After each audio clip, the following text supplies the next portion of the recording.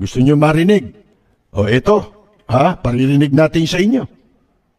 Kung sa darating na panahon ay merong tatagbong kapangalan ko, abay hindi ko anak yan. Sapagkat yung aking anak matagal nang namatay dun sa London. Sample pa lang yun. Ito, isa pa sa ipagtatapat ko sa inyo. Nagkaroon ng pagbabanta sa akin, yung mga yan.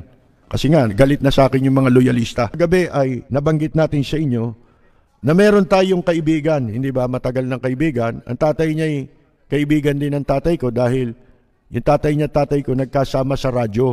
Yung isang istasyon. Ang istasyon nila noon, DCRH.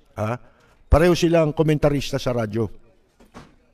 Ngayon, muli kami nakausap, huli kaming nagkita nito ewan ko kung nung umuwi siya rito, matagal na rin panahon Kung nakita kami, hindi ko na matandaan yun. Pero ang natatandaan kong nagkita kami ay sa dalawang beses, 1995, sa California.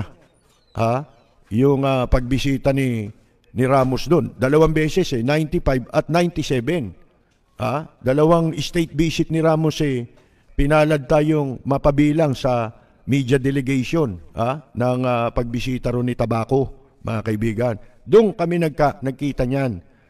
Yung una nga, ipinag-drive niya pa kami. Yung pangalawa naman sa San Diego, California. Noong araw na magkita kami, galing kami ng New York pagkatapos ay anong tawag dito? Paalis na nung gabing yun yung eroplano ni Ramos. At kami naman babalik pa ng ibang lugar sa California para bumisita sa ilang kamag-anakan. Nagpaiwang kami sandali, mga 1 linggo. Doon sa hotel, aalis na si Tabaco Ramos. Ang daming tao sa hotel sa lobby kami. May mga kasama kaming mga matatandang journalist. Siya nga, kilala siya lahat dito ng mga journalist nung siya'y nandito pa sa Pilipinas. Lahat yan, sabihin ko sa inyo. Halos lahat ng mga veteranong newsmen, kilala siya Ngayon, kaibigan ko rin to. At kaibigan din siya ng tatay ko. Nung araw yan, dito sa Maynila, ang trabaho niya mag-perform. Bukod sa meron siyang trabaho sa isang opisina, ay mas kilala siya bilang performer. Alam niyo, ang trabaho niya yung mag-impersonate. Yan, mula sa tatay niya, katulad din ng tatay ko, siya nga nagsabi, yung tatay mo, tsaka yung tatay ko, mga ano yan mga talagang diehard supporter ni Marcos yan di ba? Talagang Marcos, mga kaibigan. So ngayon, ang laki ng hinanakit nitong taong ito dahil sa kabila ng kanyang mga ginawang sakripisyo, pagsuporta dyan sa pamilya na yan, nagawa nilang lukohin ito. Ang pangalan niya, si Ronnie Estrada. Pag may kilala kayong matandang, yung kilala na mga newsmen, veterano, tanungin niyo si Ronnie Estrada kung hindi totoo, kung hindi nila kilala. Kilala nila yan. Katunayan, yung mga nagbabakasyon sa Amerika, yung iba dyan, tinatawagan pa siya. Di ba? Kumakanta rin yan ang pangalan niya ay Ronnie Estrada. At hindi lang si Marcos ang presidente na nakakakilala sa kanya. Pakita mo nga yung lumang litrato. Ito'y kuha, 1979. Ayan siya, habang kinakamayan niya si Marcos. Ngayon, ito'y litrato, 1979. Yung nasa tabi niya, nasa gitna nila ni Marcos, tsuhin niya yan, mga kaibigan. Alam niyo ba kung bakit sila nandyan? Kung di ako nagkakamali, yan courtesy call nung taong nasa gitna nila. Mga kaibigan. Yung taong yun pala, yung kanyang tsuhin, ang pangalan niya ni Victor Bayaban, iyan pala ay sumagip kay Marcos. Nung si Marcos sundalo pa. Si Marcos pala, mayroong pangyayari na nalunod yan sa sinasakyan niyang bangka. May kasama siyang ang pangalan ni Rabal. Rabal. Di ko alam kung si General Rabal yun, mga kaibigan. Pero ito'y gera ito Sundalo si Marcos. Sa Matnog, Sorsogon nangyari ito, mga kaibigan. At yun nga, dahil nailigtas niya si Marcos, kaya siya pinatawag ni Marcos, sapagkat itong si Ronnie, dahil nga sa maraming kilala sa media yan, dahil yung tatay niya ay nasa media rin, ipinalathala niya yung istoryang yan sa Manila Bulletin, mga kaibigan. Kaya nabasa ni Marcos yung istorya at naalala niya. Kaya inimbita niya itong tao sa Malacanang. Pero wala naman, ganun lang eh. Ngayon, ang masakit dito, yung sinapit na panloloko nitong si Ronnie Estrada kay Imelda Marcos. Ito kwento para malaman ninyo kung gaano ka-animal ito mga Romualdez at yung pamilya Marcos. Ito yung lihim na panloloko ni na Imelda at ni Ambassador Babes Romualdez. Tandaan nyo, itong Babes Romualdez, ito yung ito yung ambassador ngayon sa Washington na itinalaga ni Presidente Digongyo. Pero sa kwento nitong si Ronnie Estrada, ito babasahin lamang natin ang kanyang salaysay. Itong si Jose Manuel Babes Romualdez na Philippine Ambassador sa United States, dinouble cross nito si Ronnie Estrada. Ito yung nakakagaya ng mga boses, pero ang pinaka kuhang-kuha niyang boses talaga si Marcos, mga kaibigan. At yun nga, nabanggit na natin kagabi na siya ay ginamit ng mga taong ito, ni Imelda at ni Romualdez, para makakuha ng pera sa isang crony. Nung sila'y nasa Hawaii na, mga kaibigan, para makuha nila yung pera na naiwan, ipinatago sa crony. Nung si Marcos ay umalis sa Malacanang, nung EDSA Revolution, 1986, si Marcos ay merong ipinatagong nalalabing bilyon-bilyong piso na salapi na naiwan bilang campaign funds ng KBL. Yan yung partido nila, di ba? Kidlat, Bando, Bagyo, Lindol. Yan, KBL. Sa isang crony. Sino ito? Si Manda Elizalde. May-ari ng DCRH. Na ang tinatayang naiwan dito na halaga ng pera ay 50 bilyong piso hanggang 100 bilyong piso. At nung si Marcos ay nasa Hawaii na, mga kaibigan, lahat ng kanilang kilos at yung kanilang mga aktibidad sa loob ng kanilang tinitirahang mansyon, nakamonitor yun hindi ba? Kaya nga nung araw, laging nakasilip doon ito si Buddy Gomez. Mga kaibigan, yung naging press secretary, di ba? Half brother nitong gustong magsip-sip kay Digongyo na federalismo, yung si Bobby Brillante, tsaka yung si Daki wala na Paredes, di ba? Mga kaibigan. Ngayon, nung nasa Hawaii na nga, dahil nakamonitor sila sa FBI, di ba? May mga device na nakakabit, lahat yung bahay nila, pati telepono, lahat, pati communication lines, papunta sa kanilang mga crony, matutunton. Halimbawa, tatawag, pati yung mga crony, lahat, nakabag ang mga telepono niyan. Ngayon, kaya putol ang kanilang komunikasyon. Siyempre, yung mga crony matatakot, di ba? Kaya pinutol na nila yung pakikipag-ugnayan kay Marcos. Dahil si Marcos ay nagpaplano ng kudeta labang kay Presidente Cory Aquino para patalsikin. At siya ay humihingi ng pera sa mga naiwan niyang crony dito.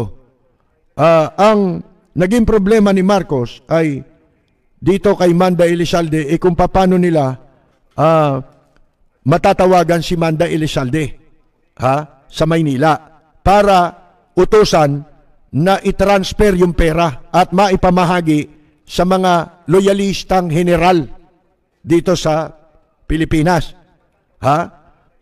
Ngayon, ito nangyari. Sa isang okasyon, dito na pumapasok yung si Ronnie Estrada na nakakagaya ng boses ni Marcos. Sa isang okasyon, maluhong okasyon sa Hawaii, birthday daw ito ni ni Marcos kung hindi ito 1987 and 1988. Isang pagtitipon ng mga loyalistang supporter mula sa iba't ibang estado ng Amerika ang dumalo doon para magbigay ng moral support kay Marcos, di ba? Ganon eh.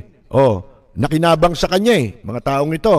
Ngayon, dun sa entertainment portion, may programa eh. Si Ronnie Estrada ay isa sa mga nag-perform. Sa harap ng mga bisita, nandun si Marcos. Alam niyo namang may sakit na si Marcos noon, di ba? Ngayon, dahil yun ng boses ni Marcos ang kanyang nagagaya. Nung siya ay mag-perform, abay, humanga ang lahat. Napahanga ni Ronnie Estrada ang lahat ng tao ron. At nagsigawan daw ng Marcos pa rin dahil nagsasalita siya, boses ni Marcos eh. Kaya pati si Marcos napahanga niya. Napasaya niya si Marcos. Napabilib niya. At kinongratulate siya ni Marcos. Ang sabi pa sa kanya raw ni Marcos, Mr. Estrada, ang advice sa akin ng aking doktor, huwag akong makikipagkamay kahit kanino. Iwasan kong makipagkamay dahil ako ay madali ng masalina ng impeksyon. Pero, kinamayan siya ni Marcos at sinabi raw sa kanya na hindi niya ako makapaniwala na mamaster mo yung boses ko. At habang nakikinig ako sa iyo, para akong nakikinig sa tape recording ng aking mga talumpati. Mga kaibigan.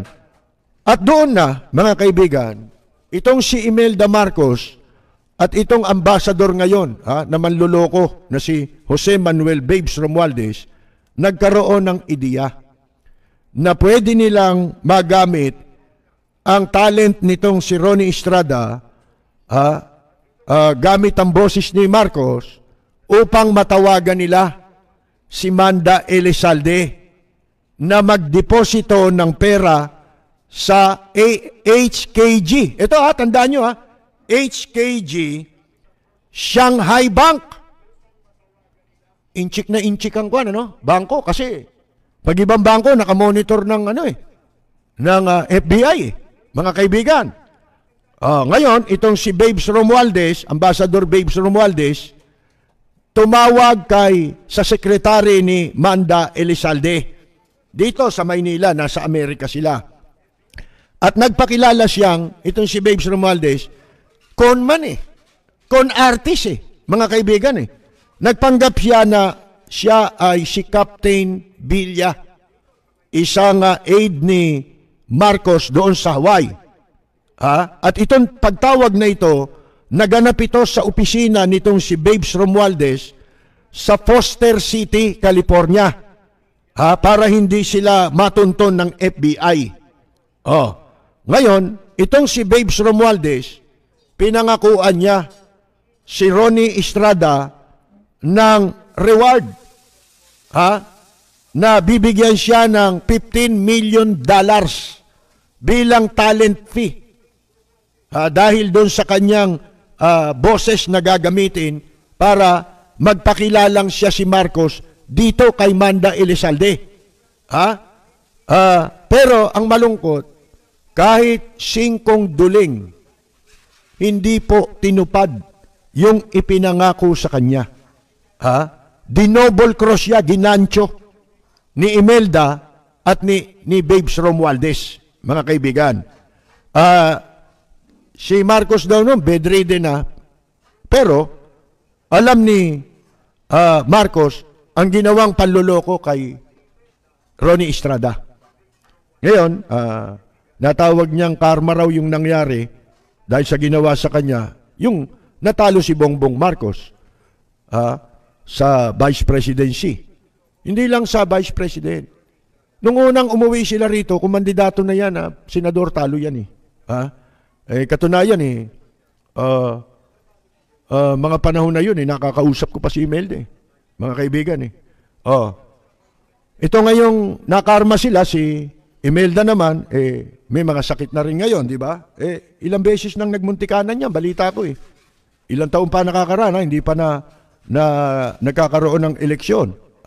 Mga 2014, nasa lubong ko yung si Ding Diaz dyan sa isang food chain. Nakasabay ko. Nilapitan pa ako eh. Wala na yata ito doon kay Imelda eh. Sabi niya, hindi ba nabalitaan? Sinanayaan niya montik na. Dinala raw sa China. Paano? Hindi na sila makapunta sa Amerika eh. Wanted sila ron eh. May kaso silang dapat harapin doon eh. Mga kaibigan eh. Ngayon, itong si Romualdez, nasabi niya, pagkatapos nung ginawa nila, nakabili ng mga mansion sa Batangas. Meron itong resort sa Batangas, sa Punta Fuego Resort sa Nasugbu, Batangas. Mga kaibigan, nakabili na rin ito ng publishing house. Sariling publication. At sa Dasma, Makati siya nakatira, ayon kay Ronnie. Alam ba ninyo na itong biglang pagyaman nitong si Babes Romualdez na napatira bigla sa Makati, sa Dasmariñas Village sa Makati, ipinagtaka raw ito ng mag-asawang sina Greggy Araneta at Irene.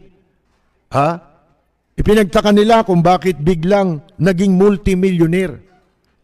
Yun pala ay sila ni Imelda ang magkakutsaba sa panloloko sa kanya kay Ronnie Estrada.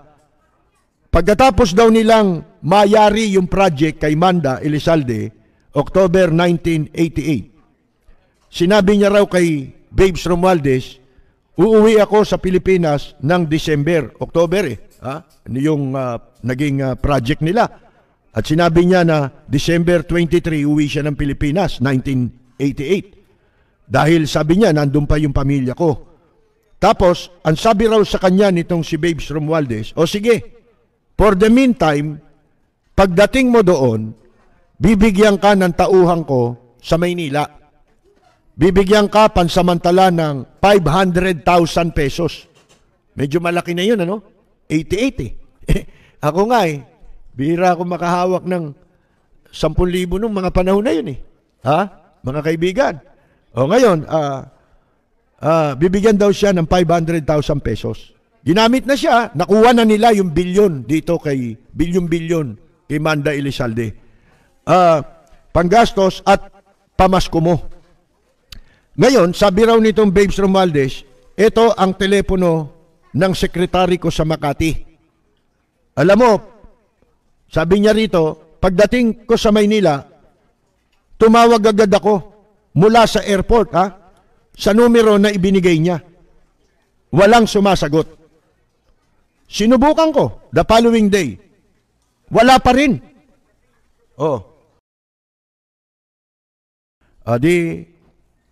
Dumating siya rito sa Maynila.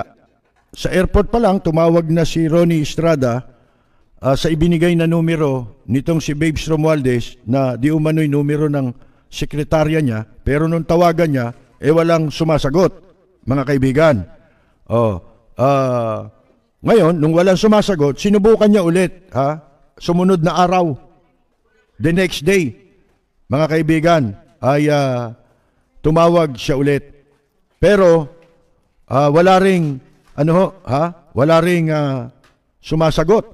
Tama ba yun? Teka, sandali hinahanap ko, nawala ito yung kwento niya, salaysay niya ito Pagkatapos po, mga kaibigan, walang sumasagot. The whole week, tawag siya ng tawag. Buong linggo, tumatawag siya. Wala pa rin. Doon niya na naisip na naswindle na siya, mga kaibigan. Kaya pagbalik niya sa Amerika noong January 1989, sa San Francisco pa lang, tinawagan niya lahat ang contact number nitong si Babes Romualdez sa bahay, lahat. Yung bahay doon sa Amerika. Disconnected lahat. Kaya nasabi niya sa sarili niya raw Diyos ko, bakit po ito ginawa nila sa akin? Matapos akong makatulong sa kanila. Pero September 1989, namatay na si Marcos, mga kaibigan. mga kaibigan, kanina nakita ninyo yung litrato na kasama yung tsuhin, mga kaibigan. Pero ito daw si Marcos, ayon kay Ronnie, talagang walang utang na loob. Ito yung pamilya. Ang pamilyang Marcos ay walang utang na loob. Natatandaan niya raw, sinabi ni Marcos sa kanilang courtesy call, doon sa kanyang tsuhin, yung kaninang yan, yung nasa litrato, pakita mo ulit. Nung sila'y nag-courtesy call, 1979 naman yan. Ang sabi raw ni Marcos, kung hindi sa taong ito, wala sanang Ferdinand Marcos of the Philippines. Kasi nabasa nga ni Marcos, kaya sila pinatawag, di ba? Nalathala sa dyaryo kung paano siya iniligtas. Ang tawag pala dito si Mang Bitoy. Noong World War II. World War II pala nangyari yun. Sa Matnog, Sorsogon. Ngayon, yung pong voice tape, meron palang naitabing voice tape ni usapan nila nitong si Babes Romualdez at Ronnie Estrada tungkol doon sa ginawa nilang mission na yun para makuha ang pera kay Manda Elizalde na naiwan ni Marcos na estimated mula 50 to 100 billion pesos. Sipin ninyo, napakaraming pera na yon. Kaya ako, di ba, naipagtapat ko sa inyo na nung una, nagbo-broadcast ako dahil doon kami sa DCME. Marcos. Hindi ko alam na ito palang grupo ng mga nagsasalita sa radyo, kaya ang dami nagsulputan nun eh. Parang ngayon, di ba, parang mga troll. Nung araw, nagsulputan niya mga yan, nakasabayan namin sa istasyon ng DCME. Itong mga loyalist na ito, meron pa silang ibang istasyong ginagamit. Yung pala, binabayaran yan. Ginagastusan yan nung mga pinagpadalan siguro ng pera dito. Sipin ninyo yan. Kaya isang araw, nakatanggap ako ng tawag doon kay Lito Gorospe. Ito, naging staff ni Bongbong Marcos ito, pero namatay na. Nung nasa Senado si Marcos, si Bongbong. Yung Lito Gorospe, kilalang broadcaster yun. At dati ay nag-ho-host yun nung before martial law ng programa sa telebisyon na entertainment show, yung Night Owl Dance Party. Pero nung panahon ni Marcos, nabigyan ng pwesto yan, mataas na pwesto kasi Ilocano eh. Si Utilio Gorospe, mga kaibigan. Kinontak ako niyan at nagkita kami sa isang lugar. Binggan ako ng pera. Kung magkano yung amount na ibinabayad ko sa radyo, kasi nagbabayad ng programa ko yung tatay ko eh. Nagsisimula tayo, ilang taon pa lang tayo nun sa radyo. Ang tatay ko, imbes na siya magsalita, ako ang pinayagan na niyang magsalita sa radyo. So ngayon, binigyan ako ng pera para daw ipambayad ko dun sa radyo. Tinanggap ko naman. Nung lumaon-laon, nalaman ko na ang laki pala ng kinikita nila kapag ka ikaw ay napabilang sa listahan na binigyan ka ng tulong. Hindi ko na hindi na kami nagkaroon ng contact. At doon, binanatan ko na ang Marcos loyalist. Mga kaibigan. Kaya maraming nagalit sa akin noon eh. Katunayan, ay kwento ko sa inyo, di ba, sa isang forum na ginanap sa Manila Hilton, nagalit sa akin yung tatay ni Ralph Recto, si Rafi Recto. Kasi nagtanong ako na hindi pabor sa gusto nila. Ikinakaila nilang magnanakaw si Marcos. Sabi ko, paano hong ikakaila ni Marcos na magnanakaw? Ito ho, nagtapat na itong isang nahuli ng PCGG. Hinuli ng mga otoridad, pinasok ang bahay, may mga pera, ubod ng laki, hindi naman siya malaking tao. Inuutusan lang siya na magdala humingi ng pambili ng gamot, ganon. Pag may kailangan yung nanay ni Marcos, dyan sila nakatira sa Paco. Di ba, may bahay sila dyan, si Doña Josepa. Nahuli, mga barel na matataas ang kalibre ng barel. Ito, isa pa sa ipagtatapat ko sa inyo. Nagkaroon ng pagbabanta sa akin, yung mga yan. Alam niyo ang ginawa ko? Nagpunta ako sa Armed Forces of the Philippines. sa tanggapan ni General Honesto Isleta na nakaupo noon bilang hepe ng Civil Relations Service. Siya ang commanding general ng CRS. Panahon na ni Mrs. Aquino ito nga. Kasi nga, galit na sa akin yung mga loyalista. Ngayon, inireport ko yan. At ipinagtapat ko sa aking report yung naging recipient ako isang beses ng pondo galing sa loyalist. Kasi po, yaan ay minomonitor ng gobyerno, di ba? Ilang beses nagkaroon ng kudeta. Saan kinuha ang pera niyan? Di ba? Ginamit nila yung mga sundalo ng mga opisyal.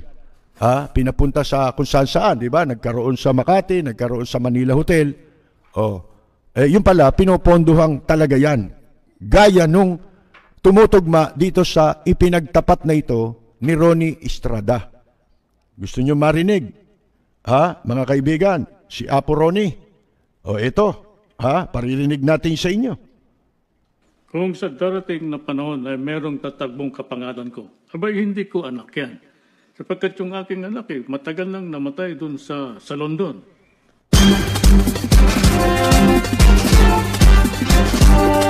Sample pa lang yun. Gusto nyo pa ng isa pa? Mga kaibigan, ito pa. Kahilingan, Imelda, ang aking kahilingan ay ilibing ako sa libingan ng mga bayani at ipamahagi mo ang Swiss account sa mga naghihirap na mga Pilipino.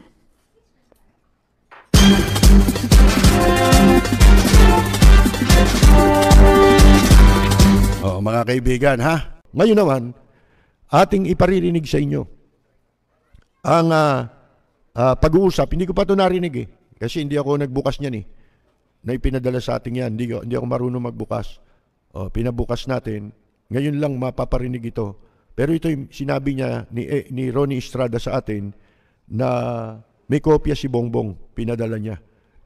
Ang sagot lang ng sekretarya, no comment. No comment daw si Bongbong. Okay. Ito ho yung nagpa-practice sila kung ano mga sasabihin. Hindi lang pala si Manda Elizalde ang patatawagan sa kanya, kundi meron pang iba na mga crony ni dating dictator Ferdinand Marcos, mga kaibigan. At si Ronnie Estrada po, hindi nyo na itatanong, siya ay dating entertainer. Gumagaya ng boses, kumakanta rin po. At siya po ay nagtrabaho rin sa Bureau of Customs. Inilagay siya ni Marcos doon sa opisina ni General Ramon Parolan. Hindi siya sa labas. Kung hindi siya yung mga examiner, mga ganon, hindi. Nandun siya sa opisina ni General Ramon Parolan na naging commissioner nung panahon ni Marcos. Isa sa matinong commissioner yun, si Ramon Parolan. Ito, iparirinig natin, di ba? Dahil nung nasa Hawaii na si Marcos, ay nagkaroon ng idea itong si Babes Romualdez na ambassador ngayon sa Washington, na gamitin siya para makuha nila yung mga perang naiwan ni Marcos, pamilya Marcos, sa kanyang mga crony. At baka hindi alam ni Manda Elizalde na hindi si Marcos yung nakausap niya noon. Narito po, pakinggan muna natin ang sinasabing audio ng rehearsal na ginagawa po ni Ronnie Estrada kasama si Ambassador Babes Romualdez.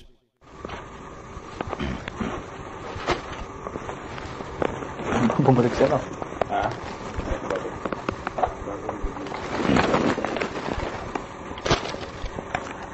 Hello, Tony. How are you? Ngayon, Tony, very briefly, no. Dahil it's difficult for me to go to a safe telephone. Alam mo na, sinusundan tayo dito. But anyway, I managed to sleep out of the house. So, I cannot stay out too long.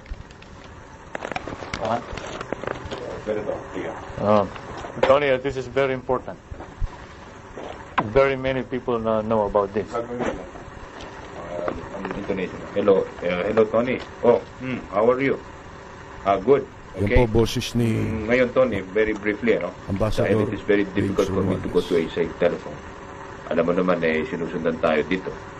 But Anyway, I managed to slip out of the house so that I can, so I cannot really stay out too long.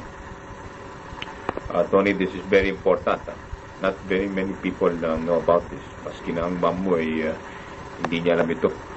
So please do not discuss this with anyone. Something will happen in Manila within the next 2 weeks. Parang inaamon. Something will happen in Manila within the next 2 weeks. Kaya kita tinawagan to ask for your help. If this is very important, please do not fail me on this one. We need you to deposit $6 million US dollars to an account in Hong Kong. Sandali lang. Can you take this down? Are you ready? Are you ready? In Hong Kong is the Yuan Shanghai Bank. The account number is 567471164. And attention, Wong, HPB. Nakuha mo? Yes, sir. $6 million US dollars sa account number na yan.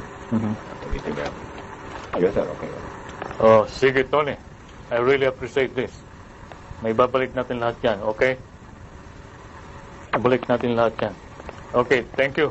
And goodbye. So you're trying on the first few ones. Biya. Sir, okay. Hello, sir. Usapin kayo ni sir dito sa ano mo. Hello, Tony. How are you? Ngayon, Tony, very briefly, dahil it's difficult for me to go to a safe telephone. Alam mo na, sinusundan tayo dito. But anyway, I managed to sleep out of the house, so I cannot stay out too long. Tony, this is very important. Not very many people know about this. This is very important. This is very important. Not very many people know about this. Maski ang mom mo, hindi niya alam ito. So please do not discuss this with anyone. Something will happen in Manila within the next 2 weeks. You do not discuss this with anyone. Something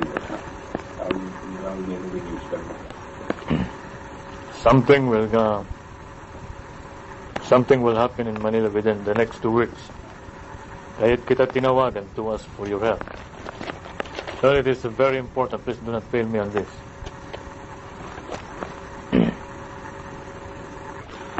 We need you to deposit $6 million US dollars to an account in Hong Kong. Can you take this down? Sandali lang, sir. Are you ready? The bank in Hong Kong is the Hong Kong and Shanghai Bank. Account number is 567471164. 567471164. Attention, Wong. HPB. Nakuha mo. Oh, sige, Tony, I really appreciate this. May babalik natin lahat yan. Okay, thank you. Goodbye. In case negative, hindi na. You just have to do the best you can. Dahil buhay na natin ito. Baksak tayong lahat if we do not succeed. Oh, okay, sige. So, pag-a-addict ka, so you see kung anong reaction na mag-a-addict ka, okay lang. Hindi, Tony, yung ikabuha ka, it's talking, sir, pero yung mga problema natin niya, huwag na muna. Huwag na, no? Sir, yung ano, sir, wanted, huwag na, dito sa telephone, I will discuss that with some, so you'll have to do that, in other words, some script mo na yan, it's just to give you an idea. Kung if you can say it verbatim, na wala siyang salita, pero kung magsalita, say you have to react. Hindi niya, makinig ka muna, Tony. Pag hindi mo na, huwag na muna yan, Tony. But the important thing is that when you say something will happen in Manila, when you take this down, tapos yung account, nakuha mo ba? Sige siya. Sige. Okay. Tapos, brief, and naiintindihan mo. If he wants to repeat the number, let him repeat it. Para sigurado. Alam niya na gagawin doon? Oo, alam niya. Ano nga? Sir, how I will arrange this matter? Sir, just transfer mo, try to time to do your best. You have to do it. We have very little time. So yun ang mga reaction mo. Sabi niya, sir, Wala akong ganyan na I don't have that. you better try your best on it. About it. Ngayon daw kung hindi ng tulong siya na kailangan pa. Oh, You have na- that reimbursed to you. Ano naman? Sir, I have only 3 million. Paunahin mo na muna yan. At pagkatapos yung sunod mo na yun. Ganun ang mga sagot. Sir, I can only afford 3 million or 1 million. Sir. O sige, unahin mo na muna yan. And then you, as soon as possible, you don't take very much time. Possibilities. Tama yung mga tanong ko. Yan ang mga sagot yan. Yan ang sagot. Basta kung may indication na meron siyang ibibigay, okay. Sige, you do, unahin mo right away because you don't have very much time. The script is basically just the essence of what you have to say. But you, paalang, talk also, so, dapat, Sige lang. Saan ka tayo? push. Sorry, you have to do that. Ngayon na ako humingi ng tulong sa'yo. Ibis na.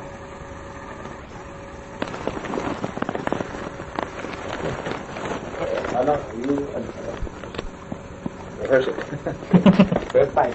Method time. Sinabi ko yung account number. Dandahan. Oo, dahan-dahan. Parang ano, 567 parang ganito. 471164. It will look like you are reading. And in fact, you are reading. So parang nagbabasa ka. Ito, Hong Kong Bank, 567. Parang you're getting your glasses. Actually, The bank in Hong Kong is the Hong Kong and Shanghai Bank. The account number is 567 47 1164. Attention, Wong, HPB. Aqua mo. parang you're, you will get it at the same time. Di ba ito si Tony sumurrender na? Akala ko nagalit siya sa dito na. Kaya nga tayo gumagano nila yun. Kaya nga gumagano nila siya. Para hindi pwede kang deny yan. Then, hindi ko naman, maganda ang reaction niya. Hindi ka ba? Kaso talaga sa nabiglo. Pinakot. Ibang minamonitor sila. Kaya hindi pwede gawin doon eh. Kaya pinatingin ko yan. Ngayon kung may mga message ko naman. Abig. Nagugulat siya. Nakuha natin doon. Sabi mo, sir, how did you get my number? Kaya ako sabihin mo, sir, sabihin ko na ng kay Peo or sabihin ko kaya ako ganito. Hindi mo lang, isipin ko kaya. Mas kinakaman mo nga, hindi na alam niya. So, pinapis kasi pinay lang. It's very critical to pinapis ka. Ano lang. Saka talagang delikado kung pinapis kasi ito, di ba? Dahil sinasabi na sa kanya, meron talaga sa kanya. But if he talks, says anything, roll here. Sir can say, I never told you. The reason why. Kung sila pinitig ko, di ba, sige, pagpapit sa kanila. Tumatak. Yan ang whole, that's the whole plan. That's the reason why we're the ones doing it. So, may blessing siya. Oo, basta nag-isip lahat. Basta sinabi mo sa kanya, sir, gusto mong gawin natin ito. Ginawa namin kay Manda, hindi sumunod si Manda. Siya nagsabi, subukan nito sa kanya. Di ba si Lucet medyo na-charge doon sa akin. Di ba siya hinaras?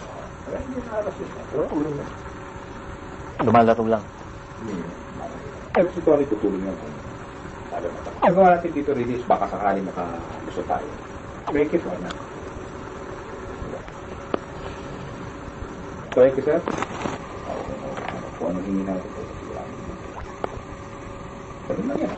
Yung investment natin. That's your investment, sir.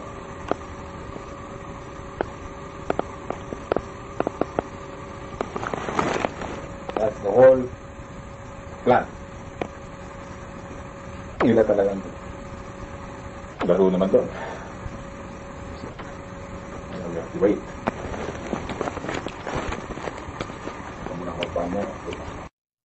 Yung palang narinig natin, instruction, ano, at pinapractice yung sasabihin.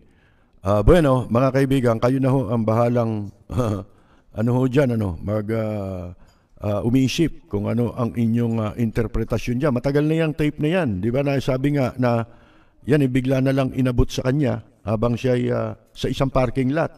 Nagulat siya, inabot na lang ng isang hinihinalang mga ahente ng Estados Unidos. Pagkatapos na mamatay na si Marcos, nagulat siya. Wala naman silang ginawang tape pero yun ang nilalaman nung inabot sa kanya na tape.